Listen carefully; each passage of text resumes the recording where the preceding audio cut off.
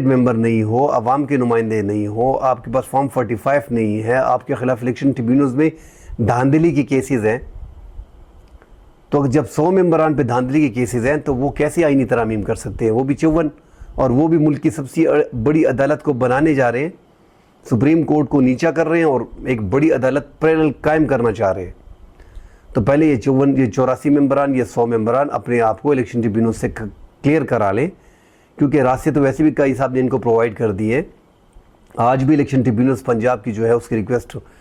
قبول ہو گئی ہے، اور کئی صاحب نے پرسوں بھی الیکشن کمیشن کی جو درخواست تھی اس کو قبول فرمایا تھا۔ اب تو الیکشن ٹریبیونلز بھی پنجاب میں آپ ہی کی ہوں گے، کیونکہ پنجاب حکومت کہہ رہی تھی کہ ہم نے بیچ میں ریٹائرڈ ججوں کو بٹھانا ہے، اور سابقہ چیف جسٹس ملک شہزاد